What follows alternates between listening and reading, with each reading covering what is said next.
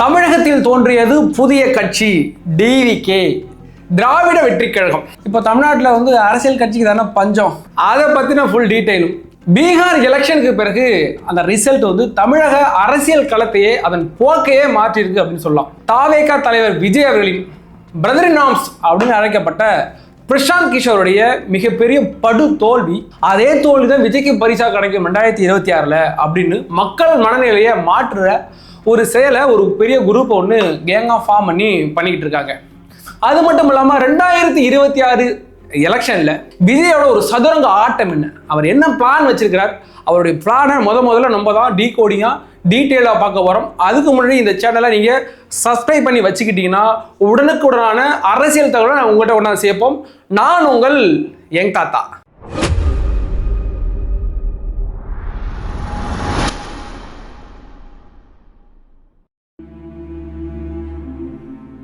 தமிழக அரசியல் களத்தையே மாற்றி அமைக்கக்கூடிய ஒரு நிகழ்வு ஒன்று நடந்திருக்கு.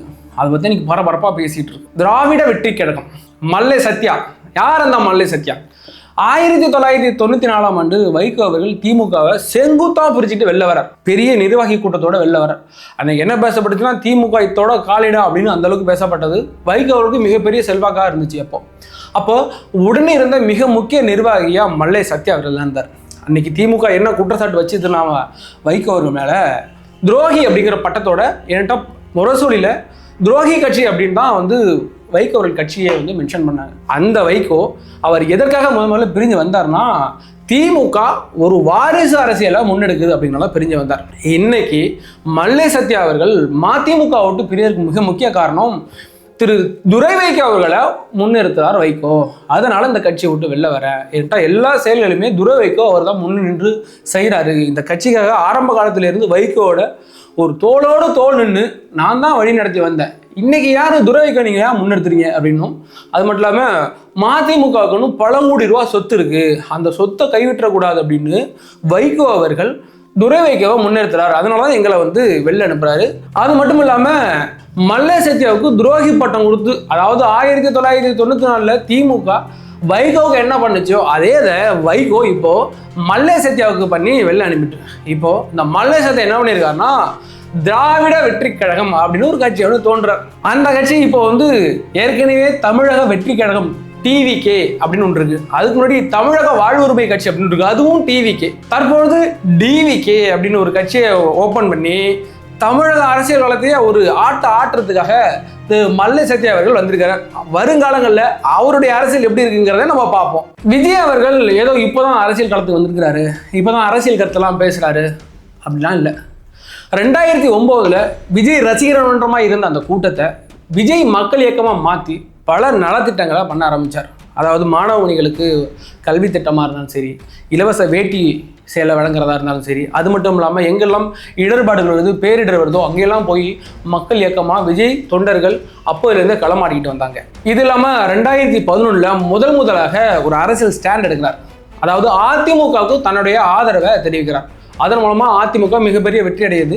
அப்போ தான் நிறைய இடங்களில் விஜய் அவர்களும் எஸ் சந்திரசேகர் அவர்களும், அதாவது ராமருக்கு எப்படி ஒரு அணிலாக இருந்து உதவுனுச்சோ அந்த பாலம் கட்டுவதற்கு, அதே மாதிரி அதிமுக வருவதற்கு நாங்கள் விஜய் அவர்கள் ஒரு அணிலாக இருந்து உதவி செஞ்சார் அப்படின்னு சொன்னாங்க. அதுக்கு பிறகு அந்த அரசியல் களத்தில் இந்த விஜய்க்கும் இந்த விஜய் டீமுக்கும் அணில் அப்படின்னு ஒரு பட்டம் வந்துச்சுல்ல, ஒரு விமர்சனம் வைக்கிறாங்கல்ல, அந்த அணில் அப்படிங்கிறது எஸ் சந்திரசேகர் எங்கேயோ விட்ட ஒரு இன்டர்வியூவில் அணிலாக இருந்து செயல்பட்டார் அப்படிங்கிறதுனால இன்னைக்கு வரைக்கும் அந்த பேர் இன்னைக்கு வரைக்குமே தொடர்ந்துட்டு வருது. 2013 விஜய்க்கு ஒரு பெரிய பிரச்சனை வருது. தலைவான்னு ஒரு படம் எடுக்கிறார். அந்த படத்தில் வந்து டைம் டு லீட் அப்படின்னு இந்த டைட்டில் கார்டு வருது. அந்த டைட்டில் கார்டு தான் விஜய்க்கு பெரிய பிரச்சனையாக இருந்துச்சு. முதல்ல அரசியலுக்கு தூண்டுவதற்கு இதோட ஒரு நிகழ்வாக இருந்திருக்கும். அன்னைக்கு இருந்த ஆளுங்கட்சியாக இருந்த ஏடிஎம்கே இந்த ஜெயலலிதா அவர்கள் இந்த படத்தையே விடாமல் முடக்கி வச்சிருந்தாங்க. அதுக்கு பிறகு விஜய் போய் கொடநாட்டில் சந்திச்சதாக இருந்தாலும் சரி, அதுக்கு பிறகு ஒரு வந்து மன்னிப்பு கடிதம் கேட்டு ஒரு வீடியோ ஒன்று வெளியிட்டார். அதற்கு பிறகு விஜயோட அரசியல் பயணம் கொஞ்சம் சூடு பிடிக்கவே ஆரம்பிச்சதுன்னு நினச்சோம். அதுக்கு பிறகு 2014ஆம் ஆண்டு கத்தின்னு ஒரு படம் வருது. அந்த படத்தில் 2G ஸ்பெக்ட்ரம் வழக்கு அந்த அலைக்கற்று அந்த விஷயத்தை எடுத்து பேசினதாக இருந்தாலும் சரி. அதற்கு பிறகு 2018 மெர்சல் அந்த படத்தில் ஜிஎஸ்டி எடுத்து ஒரு பெரிய ஒரு இன்டர்வியூ ஒன்று கொடுக்குற மாதிரி ஒரு சீன் இருக்கும். அது அப்போது பீக்கில் இருந்துச்சு, பெரிய இஷ்யூவாக இருந்துச்சு. பிஜேபியை சார்ந்த பெரிய அரசியல் தலைவர்கள், அப்போ தான் விஜய்க்கு வந்து ஜோசப் விஜய் முதல்ல அறிமுகப்படுத்தினார் நம்ம H. ராஜா அவர்கள். அந்த ஜிஎஸ்டி பிரச்சனை சமூகத்தில் பெரிய தாக்கத்தை ஏற்படுத்துச்சு. அதுக்கு பிறகு 2020 விவசாயிகளுக்கு டெல்லியில் போராடிக்கிட்டு இருந்தாங்களே விவசாயம், ஏன்டா நிர்வாணமாக போராடிக்கிட்டு இருந்தாங்க விவசாய மக்கள் நம்ம டெல்லியில். அப்போது விஜய் அவர்கள் தனது ஆதரவை தெரிவித்தார். அது பெரிய அரசியல் காலத்தில் பெரிய ஒரு நிகழ்வாக தான் கருதப்பட்டுச்சு. அதுக்கு பிறகு நீட்டில் இறந்து போன அனிதா வீட்டுக்கு போனதாக இருந்தாலும் சரி, தூத்துக்குடி துப்பாக்கி சூட்டில் இறந்தவங்க அவங்க வீட்டிலெல்லாம் போய் சந்திச்சதாலும் சரி, அப்போதுலேருந்து விஜயின் அரசியல் அப்போது மூவ்மெண்ட் ஆரம்பிச்சது. அதுதான் விஜய்க்கு ஒரு அடித்தளத்தை ஏற்படுத்தியது அரசியல் களத்தில் அப்படின்னு நம்ம பார்க்குறோம். அதன் பிறகு 2024 பிப்ரவரி 2 விஜய் அவர்கள் தமிழக வெற்றி கழகம் டிவிகே அப்படிங்கிற கட்சியை அறிவிக்கிறார். அந்த கட்சிக்கு பிறகு செயல்பாடுகள் நடந்துச்சு. அது பிறகு பெரிய மாநாடு நடந்துச்சு. அதை முக்கியமாக நம்ம பார்க்க வேண்டியது என்னன்னா விஜய் அவர்கள் தன்னுடைய கொள்கை தலைவர்களை டார்கெட் பண்ணி இவர்கள்லாம் என்னுடைய கொள்கை தலைவர், என்னுடைய கொள்கை இதுதான் அப்படின்னு வரையறுத்தார். அது மட்டும் இல்லாமல் அவர் வரும்போது என்ன சொல்லிட்டு வந்தார்னா, நான் ஒரு படம் ஒன்று நடிச்சுக்கிட்டு இருக்கேன், அந்த படம் தான் என்னுடைய கடைசி படம், தன்னுடைய 69வது படம் தான் கடைசி படம், இதற்கு பிறகு சினிமாவே நான் விட்டுறேன், நான் முழு மூச்சு அரசியலுக்கு வரேன் அப்படின்னு சொல்லியிருந்தார்.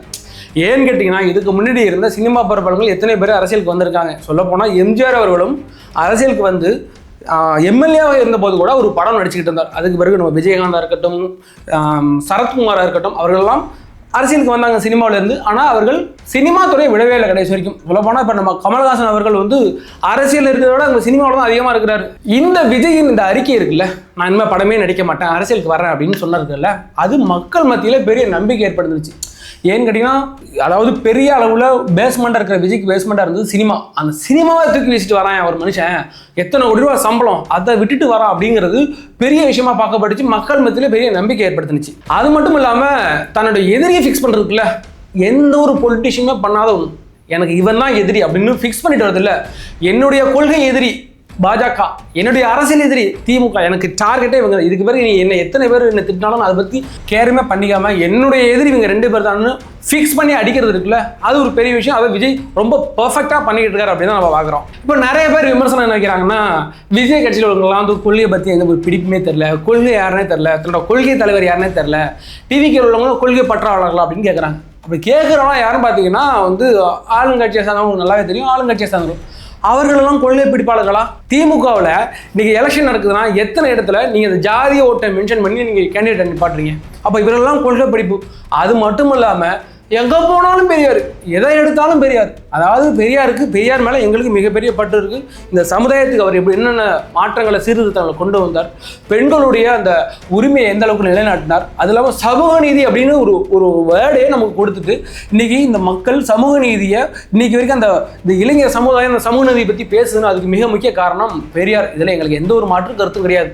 ஆனால் இந்த ஒரு உறுப்பினர், அதாவது அளவுக்கு மீறினா அமிர்தமும் நஞ்சுன்னு சொல்லுவாங்க இல்லை, அந்த கதையா என்ன எடுத்தாலும் பெரியார். நீ பேண்ட் போட்டா பெரியார், நீ புதுசா கோமணம் கட்டிட்டு போனா பெரியார், புதுசா சட்டை போட்டா பெரியார், நீ வெளியில நடந்து போனா பெரியார், பைக் ஓட்டினா பெரியார், எல்லாத்துக்கும் காரணம் பெரியார். இப்போ இதெல்லாம் விட என்ன கொடுமைன்னா, இப்போ இடையில ஒரு வீடியோ ஒன்று வெளியிட்டுச்சு ஒரு லேடி ஒருத்தவங்க, நீ இன்டர்நெட் யூஸ் பண்றீல அதுக்கு காரணமே பெரியார், மொபைல் யூஸ் பண்றீல அதுக்கும் பெரியார், எல்லாமே பெரியார்.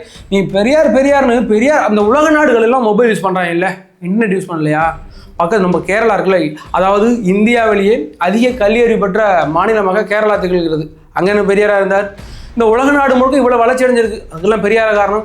நீங்கள் எங்கள்கிட்ட பெரியாரை நீங்கள் ஒரு கொள்கையாக கொண்டா கொடுக்குறீங்க. அவர் ஒரு கொள்கை தலைவர், அவர் சொன்ன அந்த வார்த்தைகள் கொள்கை, அவர் வகுத்த அந்த சமூக நீதி கொள்கை. ஆனால் நீங்கள் என்ன பண்ணீங்க, எங்கள்கிட்ட கொள்கையே பெரியார். உனக்கு என்னடா கொள்கை இருக்குன்னு கேட்டால் எங்களுக்கு பெரியார் தான் கொள்கை. அது இருக்குல்ல, இப்போ ஒன்று லவுட் ஸ்பீக்கராக ஒன்று போடும், இடியே பேசும், எப்போ கேட்க முடியாது, எதுக்கு எடுத்தாலும் பெரியார் அதை பண்ணார், பெரியார் இதை பண்ணார். அம்மா நாங்களாம் படிச்சு தான் வந்துக்கிறோம், எங்களுக்கு தெரியும் பெரியார் என்னென்ன பண்ணாருன்னு தெரியும், நாங்கள் அதெல்லாம் மறந்துட்டுலாம் நாங்கள் இல்லை. நாங்கள் எந்த ஒரு கட்சிக்குமே சப்போர்ட் பண்ணக்கூடாது, நீ டிஎம்கேக்கு மட்டும்தான் சப்போர்ட் பண்ணணும், அதுக்கு காரணம் பெரியார். அதிமுக பெரியாருடைய அந்த கொள்கை சிந்தனைலாம் உருவானுச்சு. இன்னைக்கு அந்த கட்சி தடம் மாறி போயிருக்கு, நான் ஒத்துக்கிறேன், நான் இல்லைன்னு சொல்ல. இன்னைக்கு பெரியாருங்கிறது தமிழ்நாட்டில் தவிர்க்க முடியாத ஒரு தலைவர். அதனால நீங்கள் போட்டுக்கிட்டு எப்போ பார்த்தாலும் காதில் திணிச்சிக்கிட்டே இருக்கீங்க பெரியார்னா எங்களுக்கு வாமிட்டு தான் வருது. அதனால தான் நாங்கள் சொல்கிறோம், நீங்கள் எங்களை போட்டு திணிக்காதீங்க, அளவுக்கு மீறி கொடுத்தா எங்களுக்கு அமிர்தமாகிடுது, அதனால் அது வேண்டாம். எங்களுக்கு கொள்கை என்னன்னு தெரியும், எல்லா கட்சி நாங்கள் இப்போ இந்த சேனலுங்கிறது எந்த ஒரு கட்சி சம்மந்தமாக கிடையாது, எல்லாருக்கும் சரி. இன்றைக்கி விஜயை நாங்கள் டிகோட் பண்ணுவோம், திமுக டிகோட் பண்ணுவோம், பிஜேபியும் டிகோட் பண்ணுவோம், அதிமுக டிகோட் பண்ணுவோம், நம்ம தமிழ் கட்சியை டிகோட் பண்ணுவோம், எல்லா கட்சியும் டிகோட் பண்ணிட்டு இருக்கோம். இப்போ புதுசாக உருவான திராவிட வெற்றி கழகம் இருக்குல்ல, மல்லை சேர்த்தி ஆரம்பித்த திராவிட வெற்றி கழகம், அதையும் நாங்கள் டிகோட் பண்ணுவோம். ஆக மொத்தத்தில் எங்களுக்கு எல்லாமே பொதுதான். ஆனால் நீங்கள் கொண்டாந்து திணிக்கும் போது எங்களுக்கு கொஞ்சம் எக்ஸஸாக தெரியுது. அதை மட்டும் குறைச்சிக்கிட்டா நல்லது. அது இல்லாமல் கோயம்புத்தூரில் ஒரு அக்கா வந்து ஒரு வீடியோ போடணும். தற்போது தமிழக வெற்றி கழகத்திலேருந்து திமுகவுக்கு மாறி இருக்கிற ஒரு கொள்கை பிடிப்பாளர் வைஷ்ணவின்னு ஒரு அக்கா ஒன்று வீடியோ போடும். அது எப்படின்னா, பேச்சு போட்டு இந்த குழந்தைங்க இருக்குல்ல, அது ஒரு 20 years ஓல்டு சைல்டு தான் நினைக்கிறேன். பேச்சு போட்டு எழுதி கொடுத்துரும். அதாவது ஒரு இப்போ வந்து இன்னைக்கு வந்து தாவைக்கா பற்றி நீங்கள் பேசுங்க, வரும்னா ஒரு தாவைக்கு அப்படிப்பட்ட கட்சி தெரியுமா, அப்படிப்பட்ட கட்சி தெரியுமான்னு அம்மாவோட வந்து ஒரு இன்டர்வியூ ஒன்று கொடுக்கும். டக்குன்னு மாறிச்சா இப்போ திமுக கொள்கையை பற்றி தெரியுமா, எங்கள் தாய்மானவர் என்னென்ன பண்ணார் தெரியுமான்னு அப்படி போடும். அந்த கட்சியில் நாலு வேலைக்கு பிஜேபி போனால் பிஜேபி மோடி அவர்கள் என்னென்ன பண்ணார் தெரியுமா அப்படின்ட்டு புதுசாக கம்பு சுத்தம். அதாவது தங்களுடைய அரசியல் லாபத்திற்காக ஒரு கட்சியை யூஸ் பண்ணிட்டு இப்படிலாம் எங்கள்கிட்ட வந்து எங்களுக்கு அட்வைஸ் பண்ணுறீங்க பார்த்தீங்களா, வீடியோ கேட்கும்போது இரிட்டேட்டிங்காக இருக்குது, கடுப்பாக இருக்குது. நான் என்ன பண்ணுறது, நாங்கள்லாம் சகிச்சுக்கிட்டு தான் பார்த்துட்டு இருக்கிறோம். இந்த சமூக வலைதளங்களில் இதெல்லாம் எங்களுக்கு சகிப்புத்தன்மை எந்த அளவுக்கு இருக்கிறது இவங்களோட வீடியோலாம் பார்த்தாலே தெரியும். இந்த லவுட் ஸ்பீக்கர் அக்கா, நம்ம கோவை வைஷ்ணவி அக்கா, அவங்க வீடியோலாம் பார்க்கும்போதே தெரியும். விஜய் அவர்கள் வந்து முதல்ல கட்சி தொடங்கினார். அந்த கட்சி தொடங்கினதுலேருந்து இன்றைக்கி வரைக்கும் பயங்கரமான விமர்சனங்களை சந்திச்சுக்கிட்டே இருக்கிறார். நம்ம அதெல்லாம் இல்லைன்னு சொல்ல, ஏன்னா முதல் கட்சி தொடங்கி ஆரம்பிச்சு பெரிய அளவில் ஒரு அரசியல் நடவடிக்கை இது வரைக்குமே இல்லை. நம்மளும் அதை தான் மென்ஷன் பண்ணிட்டு இருக்கோம். எது தவறோ அது தவறு. நமக்கு ஒரு விருப்பமான கட்சி அப்படின்னு எந்த கட்சியுமே கிடையாது. தவைக்க பண்ணாலும் தவறு தானே. விஜய் அவர்கள் கடந்த காலங்களில் இது வரைக்கும் கட்சி ஆரம்பித்து ஏறக்குறைய 2 ஆண்டுகள் ஆக போகிறது. இது வரைக்கும் பெரிய அரசியல் நடவடிக்கைலாம் பெருசாக இம்ப்ரெஸ் பண்ணுற மாதிரி இல்லை, அப்படி தான் சொல்லணும்.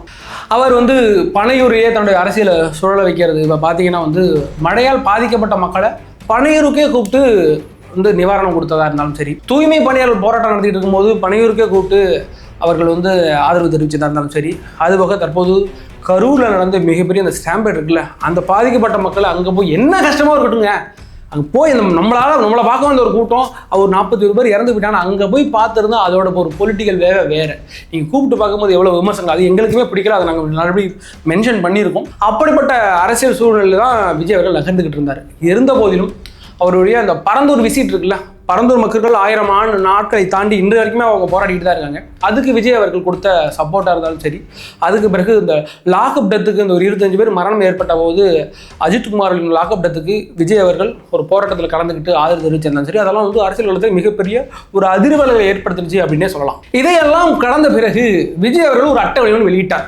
அதாவது மக்கள் சந்திப்பு. நீங்களாம் என்னடா கூட சொல்லிட்டு இருக்கீங்க, மக்களை போய் சந்திக்கல அப்படின்னு. அண்ணா என்ன சொன்னார், மக்களுக்காக செல், மக்களோடு போய் நில் அப்படின்னு சொன்னார்ல, அதுக்காக நாங்கள் மக்களோடு போய் நிற்கிறோம், மக்களுக்காக மக்களிடம் செல் அப்படின்ட்டு விஜய் அவர்கள் ஒரு அட்டவணை வெளியிட்டார். அதுக்கு பிறகு முதல்ல திருச்சி பக்கம் போனார்.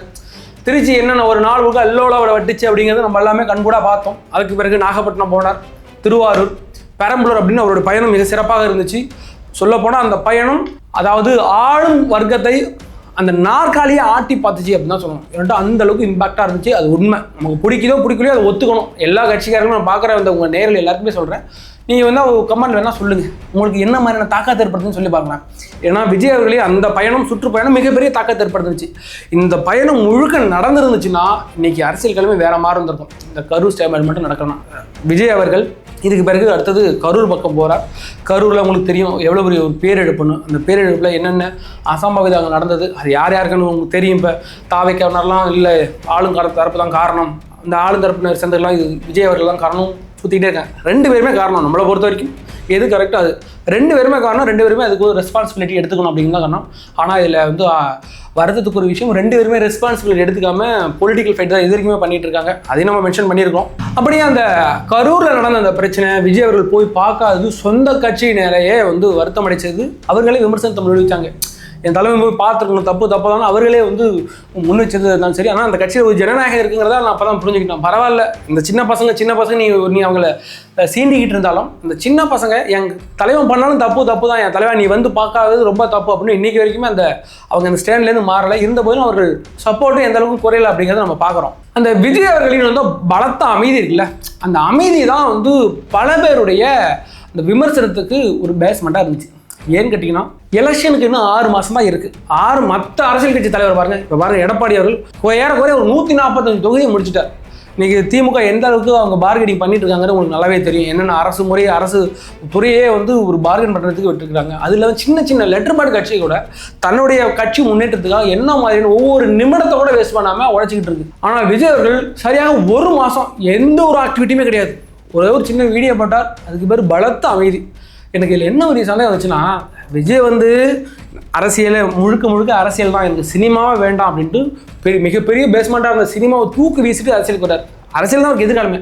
அப்படி தன்னோட எதிர்காலமே அரசியல் இருக்கிற ஒருத்தர் எலெக்ஷனுக்கு 6 மாதம் இருக்கும்போது ஒருத்தர் வந்து எப்படி அமைதியாக இருக்க முடியும்? ஏஆர் முருகதாஸ் கூட ஒரு பேட்டியில் சொல்லிப்பார், விஜய் வந்து என்ன பண்ணுவார்னா அந்த ஃப்ரீயான நேரத்தில் சேரை போட்டு அப்படியே உட்காந்து அப்படி விட்டத்தை பார்க்க ஆரம்பித்தா 3 மணி நேரம் ஆனாலும் சரி அப்படியே பார்த்துட்டே இருப்பான். அப்படி ஒரு அமைதி. அந்த வில் பவர் இருக்குல்ல, அந்த வில் பவர் தான். என்கிட்ட அவர் அமைதியாக இருக்கும்போது எத்தனை அவதூறுகள், எத்தனை இழிச்சொற்கள், கொலகாரன், சைக்கோ, அது இதுன்னு எவ்வளோ அம்புகள் வீசினாலும் அந்த மனுஷன் அவ்வளோ அமைதியாக இருந்தார். அது மட்டும் இல்லாமல் 2ஆம் கட்ட தலைவர்களையுமே சரி, நீங்கள் எந்த மீடியாவுக்கும் எந்த ஒரு ரெஸ்பான்ஸ் பண்ணாதீங்க, நீங்களும் அமைதியாக இருக்க, எந்த போஸ்ட்டும் போடாதீங்க அப்படின்னு ஒரு கட்சியே 1 மாதம் முடங்கி இருந்துச்சு அப்படின்னு சொல்லலாம்.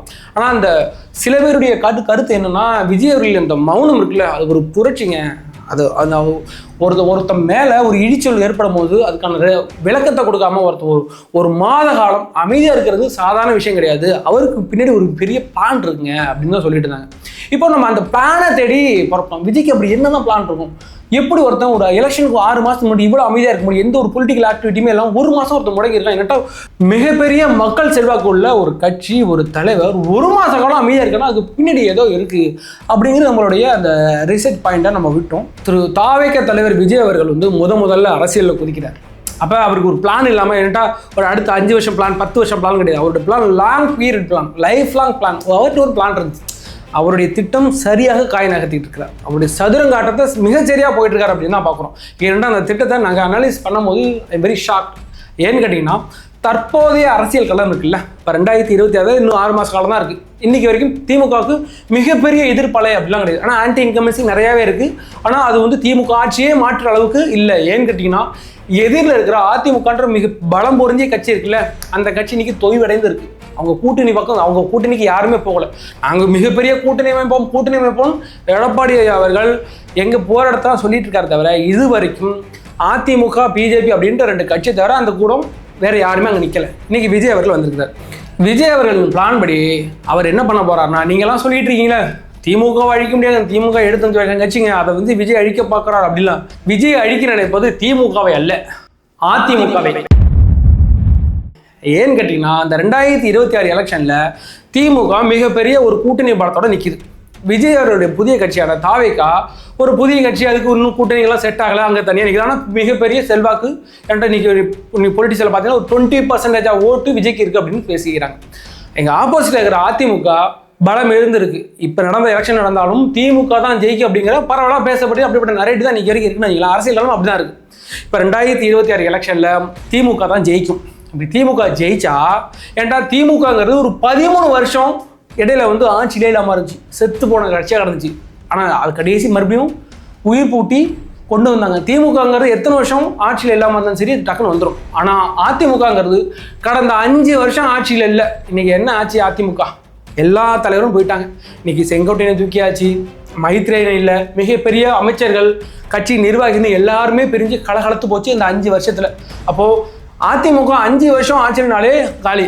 அப்போ 2026 எலெக்ஷனில் திமுக ஜெயிச்சு வந்துட்டுனா, இப்போ இருக்கிற ஆன்டி இன்கம்பன்சி இருக்குல்ல, இதை விட டபுள் மடங்கு கடுமையான ஆன்டி இன்கம்பன்சி இருக்கும். 2028, 29, 30 நெருங்கும் போது கடுமையான ஆன்டி இன்கம்பன்சி இருக்கும். எப்படா அந்த திமுக விட்டு ஒழிப்போம், இப்போயே பாதி இருக்குது. ஆனால் அந்த களம் அப்படி அமையலை. ஆனால் 2029, 30 மிக கடுமையாக இருக்கும். அப்போது அதிமுக கட்சி 10 வருஷம் ஆட்சியில் இல்லாமல் இன்னும் கலகலத்து போயிடும். அப்போ ஏற்கனவே இந்த மதுரை மாநாட்டில் விஜய் அவர்கள் சொல்லியிருந்தா தெரியுமா, அதிமுக தொண்டர்களுக்கு தெரியும் யாரே தேர்ந்தெடுக்கும் அப்படின்னு. அப்போலேருந்தே அதிமுக தொண்டர்களை குறி வச்சு தான் விஜய் நகர்ந்துட்டு இருக்கிறார். இப்போ 2026 விஜய் ஜெயிக்க முடியாதுங்கிறது நம்மளை விட விஜய்க்கு நல்லா தெரியும். நம்ம இந்த எலெக்ஷனில் ஜெயிக்க முடியாது அப்படின்னு. அதனால தான் விஜய் அவர்கள் தன்னோட பேஸ்மெண்ட்டை ரொம்ப ஸ்ட்ராங்காக மக்கள் மத்தியில் போட்டுட்டு இருக்கிறார். இந்த 2029, 30 நெருங்கும் போது, எலெக்ஷன் நெருங்கும் போது மக்கள் என்ன நினைப்பாங்கன்னா, அதிமுக ரெடி அழிச்சு கலகலத்து போயிடும். 2026, 2029, 30 நெருங்கிறது திமுக மேலே மிகப்பெரிய ஒரு எதிர்ப்பலை உண்டாகும். இதெல்லாம் சேர்த்து 2031 தான் முதலமைச்சராக வேண்டும்னு மிகப்பெரிய பிளானோட தான் இருக்கிறார். அந்த 2031 பேருக்கு விஜய் அவர்கள் கண்டினியூஸாக எப்படி எம்ஜிஆர் அவர்கள் திமுகவை வந்து அவர் இருக்கிற வரைக்கும் ஆட்சி கட்டில் பக்கமே விடாமல் வச்சிருந்தார்ல, அதே மாதிரி திமுக விடணும் அப்படின்னு தான் திமுகவை அதுக்கு பிறகு காலி பண்ணணும் அப்படிங்கிற ஐடியாவில் இருக்கிறார். இதுலேருந்து விஜய் அவர்களுக்கு திமுக ஒழிக்கிற மாதிரி எண்ணம் கிடையாது. அதிமுகவை முழுகிட்டு அந்த இடத்துல தான் வரணும் அப்படிங்கிற மிகப்பெரிய ஒரு மாஸ்டர் பிளானோட தன்னோட இந்த பகட காயை உருட்டிக்கிட்டு இருக்காரு அப்படின்னு தான் பார்க்குறோம். எது எப்படி இருந்தாலும் இந்த 2026 எலெக்ஷன் அப்படிங்கிறது மிகப்பெரிய ஒரு கேம்ப் என்ன ஆக போகுது என்கிட்டனா தப்போதே வந்து பணம் பட்டுவாடா எங்கெங்கெல்லாம் பண்ணலாம் எப்படிலாம் பணம் கொண்டு போகலான்னு அந்தந்த தொகுதிகளுக்கு பெரிய பெரிய கட்சிகள் அந்த கட்சியை நான் மென்ஷன் பண்ணல வருகாலங்களில் அவங்க ஈஸியாக மென்ஷன் பண்ணலாம் என்கிட்ட தேர்தல் நெருக்கட்டும் அப்போ அந்த சூடு பிடிக்கும் அப்படி தங்களோட வேலையை தொடர்ந்துக்கிட்டு இருக்காங்க. பெரிய அளவில் படம் புழக்கம் இருக்கும் போது இந்த அரசியல் 2026 எலெக்ஷன் பெரிய அரசியல் கூத்தாக இருக்கும் போது நம்ம தான் வந்து வேடிக்கை பார்க்க போகிறோமே. அப்படிப்பட்ட எல்லா நிகழ்வுகளையும் நாங்கள் உங்களுக்கு கொண்டாந்து சேர்ப்போம். அது மட்டும் இல்லாமல் உங்களுடைய கருத்து என்ன? விஜய் அவர்கள் 2026 ஜெயிச்சு சிஎம் ஆயிடுவாரா, இல்லை நான் சொல்கிற மாதிரி 2031 தான் ஆட்சி பிடிப்பாரா? இது போக அதிமுக மற்றும் இந்த என்டிஏ கூட்டணி இருக்குல்ல, இந்த பிஜேபி கூட்டணி, அந்த கூட்டணி தான் ஆட்சி அமைக்கும் அப்படின்னு வேற மாதிரியான ஒரு நரேட்டிவும் செட் பண்ணிட்டு இருக்காங்க. இது போக திமுக தான் அடுத்த வாட்டியும் ஆட்சி அமைக்கும் அப்படின்னு ஒரு நரேட்டிவ் செட் பண்ணிட்டு இருக்கு. உங்களுடைய மேலான கருத்துக்களை கீழே கமெண்ட்ல பதிவிடுங்கள். நான் உங்கள் யங் தாத்தா.